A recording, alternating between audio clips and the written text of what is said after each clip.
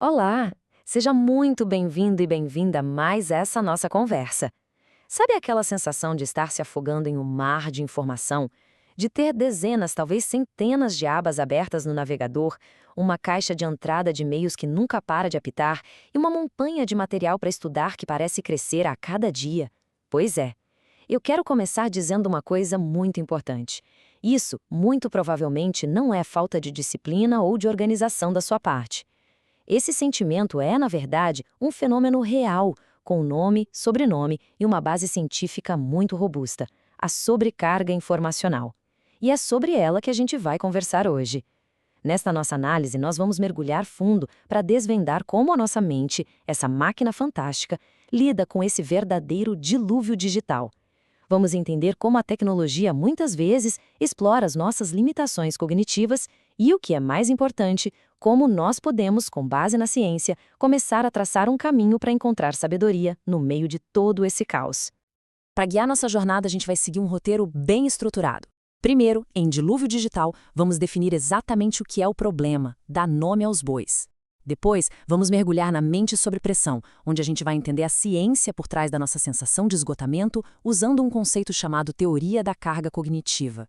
Em seguida, vamos analisar o papel da tecnologia, questionando se ela é uma ferramenta ou uma opressora da nossa mente.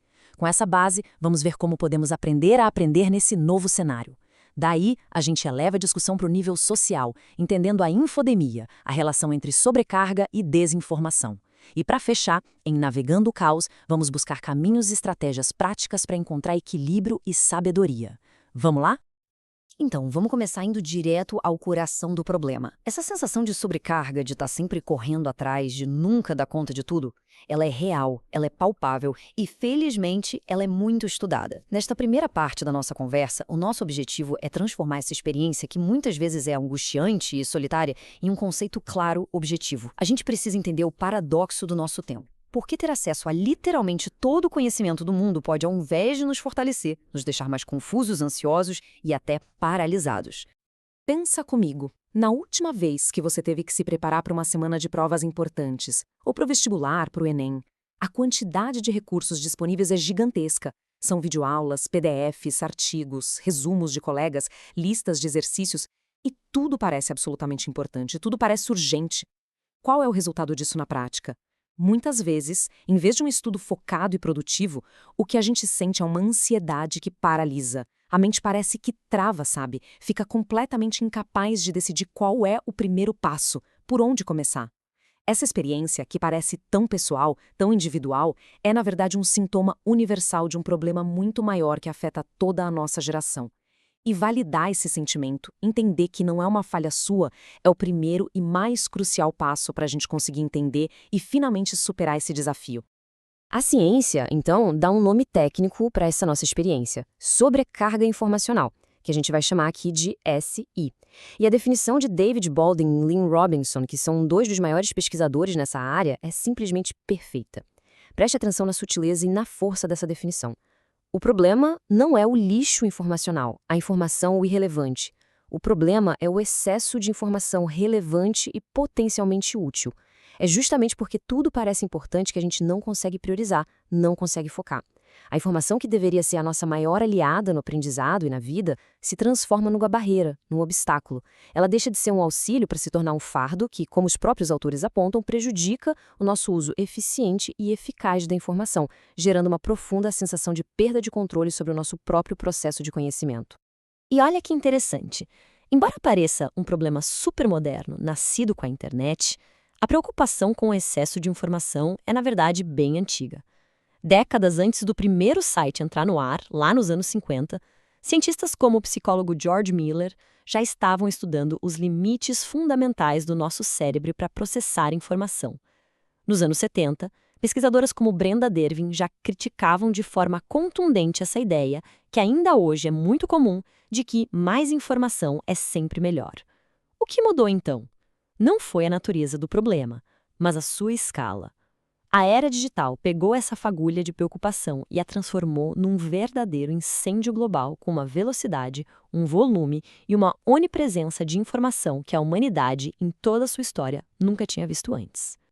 E as consequências dessa sobrecarga, como documentada por Baldwin e Robinson, são profundas e se espalham por todas as áreas da nossa vida. Na saúde mental, a gente vê uma correlação direta com o aumento de ansiedade, estresse crônico e uma fadiga que não é física, não é do corpo, mas é puramente mental, um esgotamento do cérebro.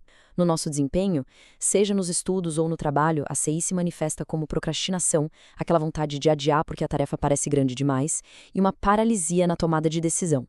Na qualidade do nosso conhecimento, a gente começa a se contentar com o superficial. Lemos só manchete, vemos só os primeiros segundos de um vídeo, porque simplesmente não temos mais energia mental para a profundidade. E no nosso comportamento geral, isso tudo gera uma sensação de perda de controle e uma profunda desmotivação. Fica muito claro que a CI não é um mero inconveniente da vida moderna, é um sério obstáculo ao nosso bem-estar e ao nosso desenvolvimento intelectual e pessoal. Então, resumindo essa nossa primeira etapa, a gente estabeleceu que a sobrecarga informacional não é só um sentimento, mas um fenômeno real, definido pela ciência e com o histórico. Vimos que as consequências vão da ansiedade paralisante à queda de desempenho e à superficialidade. Mas para realmente combater esse problema, a gente precisa ir mais fundo. Não basta saber o que é a SI, a gente precisa entender por que ela acontece num nível neurológico dentro da nossa cabeça. Como é que a nossa mente, essa máquina incrível de aprendizado, reage a esse bombardeio constante de estímulos? É exatamente essa pergunta que a gente vai responder na próxima sessão ao explorar a arquitetura da nossa própria cognição. Agora, a gente vai, metaforicamente, abrir o capô da nossa mente. Se a sobrecarga informacional é o sintoma que a gente sente no dia a dia, a causa raiz está na arquitetura do nosso cérebro, na forma como ele foi projetado para funcionar. E para entender isso, a gente vai usar uma ferramenta poderosíssima da psicologia educacional e da ciência cognitiva, a teoria da carga cognitiva, ou TCC. Ela vai ser a nossa lente de análise daqui para frente. A teoria da carga cognitiva, ou TCC, desenvolvida a partir dos anos 80 pelo psicólogo educacional australiano John Sweller, parte de uma premissa que é, ao mesmo tempo, simples e revolucionária. A nossa capacidade de processar informações novas que a gente nunca viu antes é extremamente limitada. A TCC não é só uma ideia, é um campo de estudo robusto que analisa a arquitetura cognitiva humana, para entender como a gente aprende. O foco principal da teoria, o seu coração, está numa parte específica da nossa mente chamada memória de trabalho. E a descoberta fundamental é que a capacidade finita dessa memória de trabalho é o grande gargalo de todo o nosso processo de aprendizado. Ao entender essa teoria, a gente ganha um diagnóstico preciso para aquela nossa sensação de sobrecarga. Para entender a TCC, a gente precisa conhecer os dois componentes principais da nossa memória. O primeiro é a memória de trabalho. Pensa nela como uma bancada de trabalho mental. Ela é pequena, temporária, e é ali que você conscientemente manipula e processa novas informações. Só que como uma bancada real, o espaço é muito, muito limitado.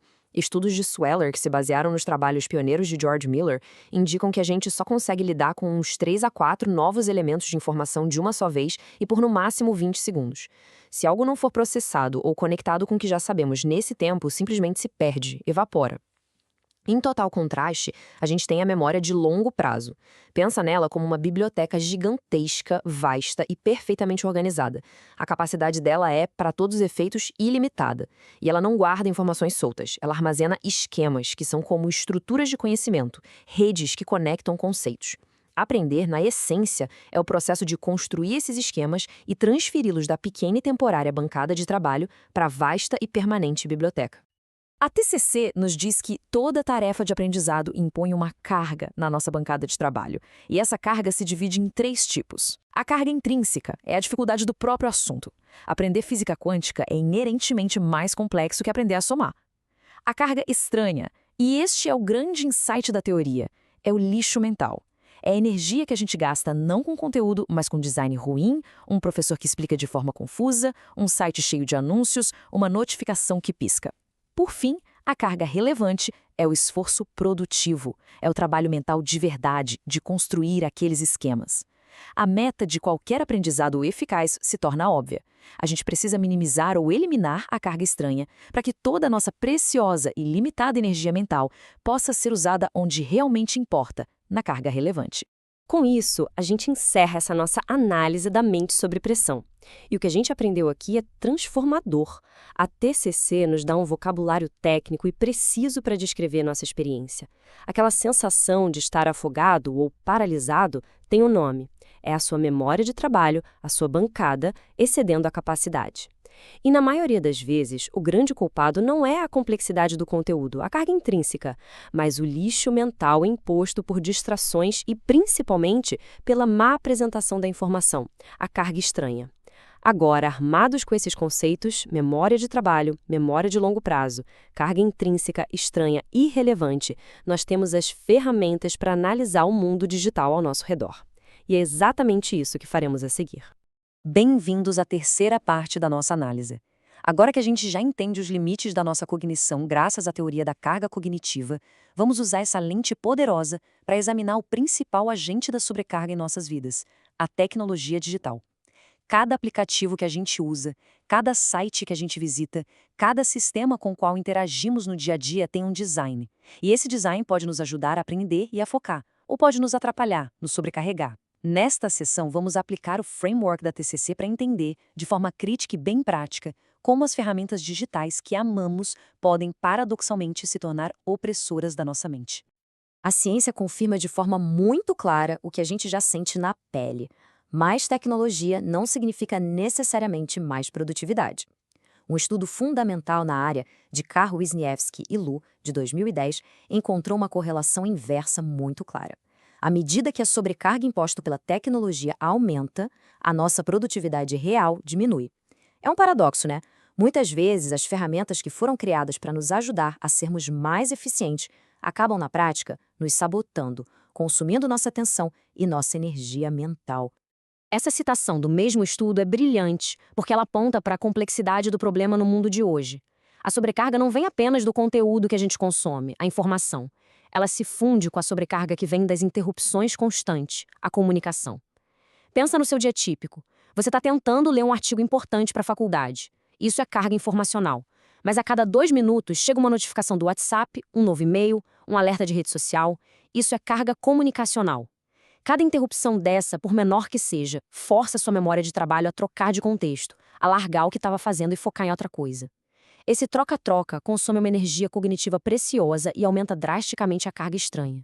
As duas sobrecargas se alimentam, criando um ciclo vicioso de distração e exaustão. Então, como isso acontece na prática? A TCC nos dá um modelo passo a passo para entender. Tudo começa com um design ruim. Pode ser o site da universidade, como um sistema de busca que nunca encontra o que você precisa, ou um aplicativo de estudos que te bombardeia com dezenas de notificações irrelevantes. Esse design ruim aumenta diretamente a carga estranha. A sua mente, em vez de focar no conteúdo que você quer aprender, precisa gastar seus recursos limitados para decifrar a interface, para ignorar pop-ups, para navegar em menus confusos. Com isso, a memória de trabalho, a nossa bancada, fica lotada com esses elementos inúteis e atinge rapidamente o ponto de sobrecarga. O resultado final é previsível e todos nós já sentimos: frustração, vontade de desistir e, o pior de tudo, pouco ou nenhum aprendizado efetivo. Estudos como os de Liu e também de Deng confirmam exatamente este processo. E a gente não precisa ir longe para ver isso. Pensa na nossa realidade no Brasil.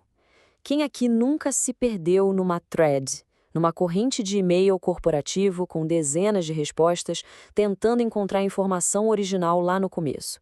Um estudo de Sobota e colegas de 2016 analisou exatamente como a estrutura desses e-mails impõe uma carga cognitiva altíssima.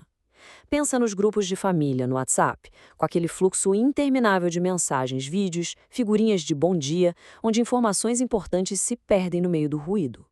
Pensa na fadiga que a gente sente depois de rolar o feed por minutos a fio em aplicativos de vídeos curtos, como foi apontado por Huang e seus colaboradores em 2023. Ou na pressão constante de estar online, disponível o tempo todo, o fenômeno estudado por Yin em 2018. Todos esses são exemplos perfeitos de como a tecnologia no nosso dia a dia aumenta a carga estranha e nos leva à exaustão.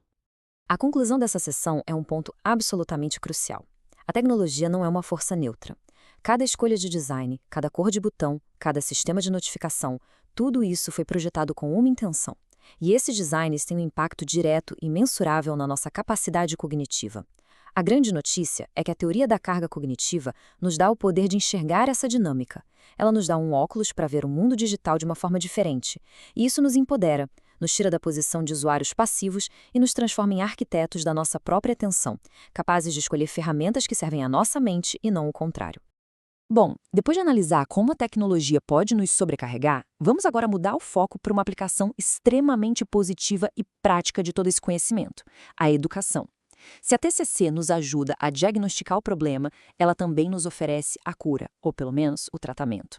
Nesta sessão, a gente vai ver como os princípios da gestão da carga cognitiva não são apenas teóricos, mas podem ser aplicados diretamente para revolucionar a forma como a gente estuda, como os cursos online são desenhados e como nós podemos, de fato, aprender a aprender de maneira mais eficaz e menos dolorosa na era digital. Vamos visualizar dois cenários de estudo online, um ao lado do outro. À esquerda, a gente tem um ambiente com alta carga estranha.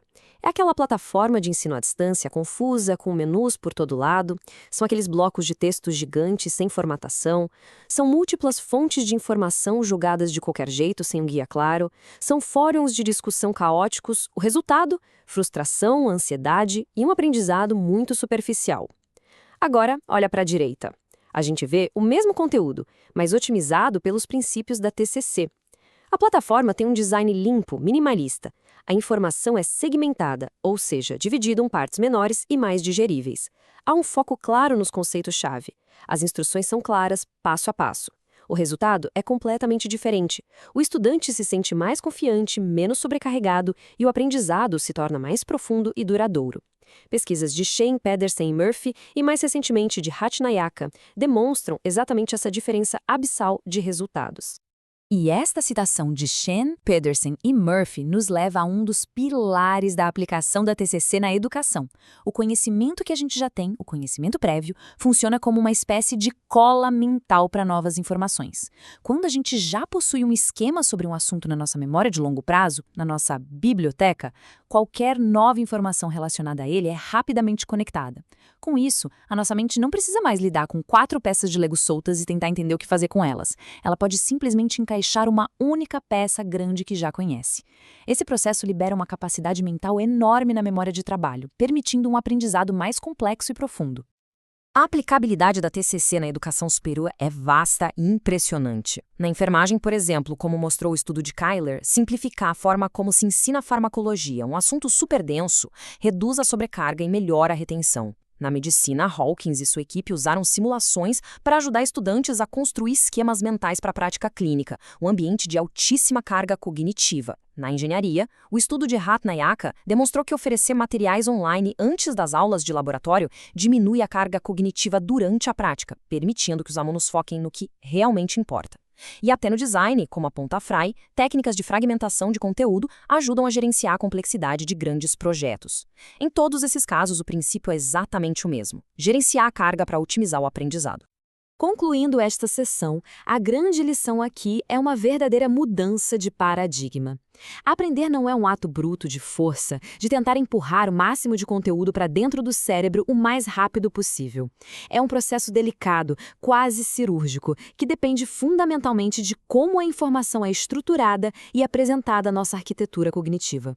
Ao entendermos e aplicarmos os princípios da teoria da carga cognitiva, seja como estudantes planejando nossos estudos ou como educadores desenhando nossos cursos, a gente pode transformar o ato de estudar. Ele deixa de ser uma batalha frustrante contra a sobrecarga e se torna um caminho mais claro, mais eficiente e, no fim das contas, muito mais gratificante em direção ao verdadeiro conhecimento.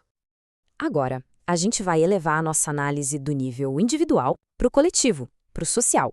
Até aqui, a gente viu como a sobrecarga informacional afeta a nossa mente e o nosso aprendizado. Mas o que acontece quando uma sociedade inteira é submetida a uma sobrecarga cognitiva extrema e prolongada? O resultado é um fenômeno perigoso que ganhou muito destaque recentemente: a infodemia. Usando a pandemia de Covid-19 como um grande estudo de caso, essa sessão vai explorar a conexão direta e, eu diria, assustadora entre a fadiga mental coletiva e a disseminação em massa da desinformação. Primeiro, vamos definir nosso termo-chave. Infodemia é uma palavra que se popularizou muito durante a pandemia, mas o conceito por trás dela é extremamente poderoso.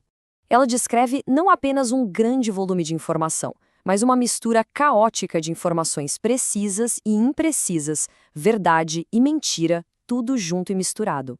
O resultado, como a definição aponta, é que se torna extremamente difícil para a pessoa comum discernir o que é verdade, encontrar fontes confiáveis e saber em quem confiar no meio de tanto barulho.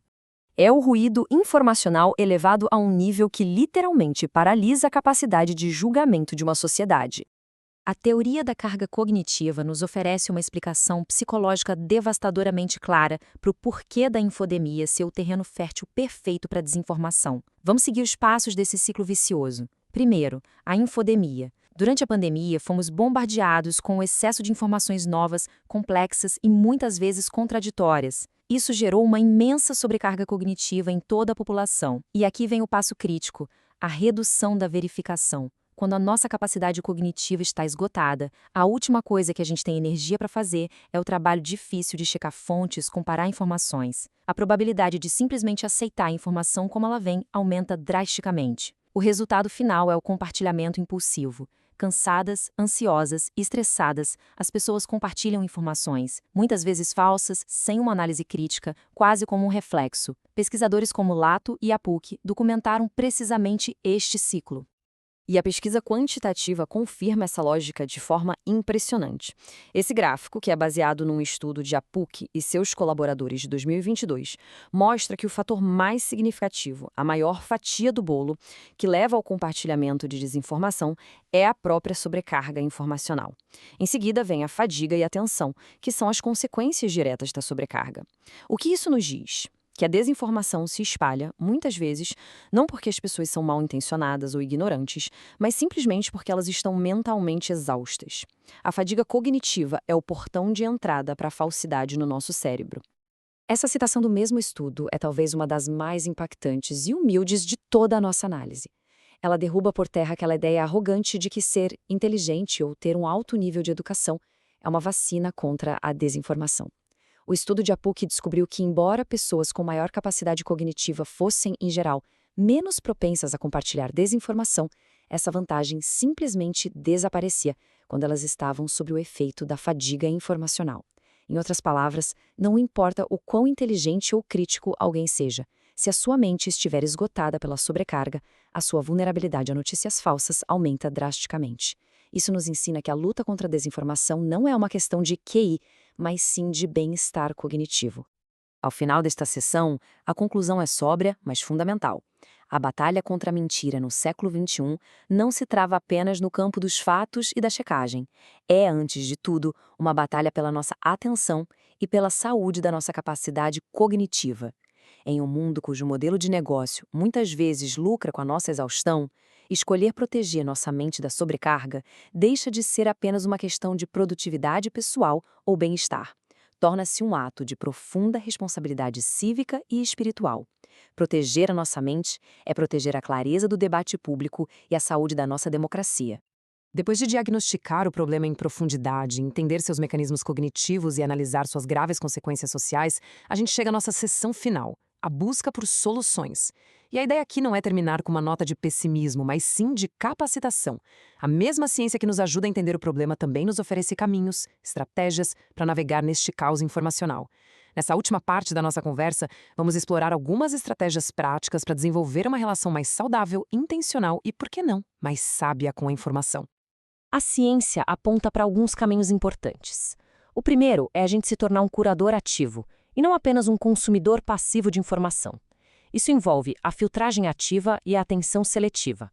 A arte de dizer não, de escolher o que ignorar, de focar deliberadamente no que é essencial. Segundo, desenvolver competência digital e informacional, que vai muito além de saber usar aplicativos. É saber avaliar fontes, reconhecer vieses, organizar a informação. E terceiro, cultivar a resiliência cognitiva. Pessoas que gerenciam melhor o estresse, como aponta um estudo recente de Gu e colegas, conseguem manter seus filtros mentais funcionando de forma mais eficaz, mesmo sob a pressão da sobrecarga. É fundamental entender que essas estratégias não são meros hacks de produtividade, aquelas dicas rápidas para ser mais eficiente. Não se trata disso. Trata-se de algo muito mais profundo, de cultivar uma virtude clássica, que é a virtude do discernimento. É a capacidade de separar o sinal do ruído, o essencial do trivial, o ouro do cascalho. Em um mundo saturado de informação, essa busca consciente por clareza e por verdade em meio a tanto barulho torna-se um exercício diário de sabedoria prática. É um verdadeiro treinamento para a mente e para o espírito.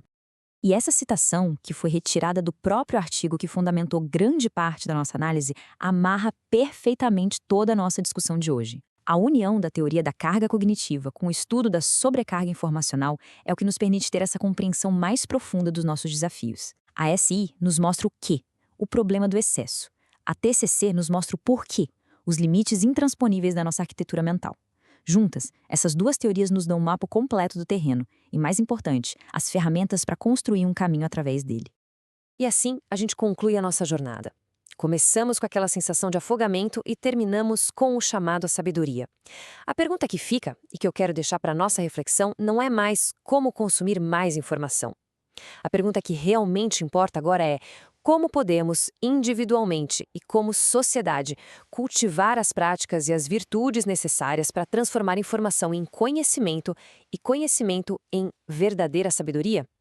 Essa não é uma pergunta com respostas fáceis, mas é talvez a pergunta mais importante da nossa geração. E a busca por essa resposta é o caminho para navegar o dilúvio digital não como vítimas passivas, mas como peregrinos conscientes em busca de clareza, de verdade e de discernimento. Muito obrigado pela sua atenção.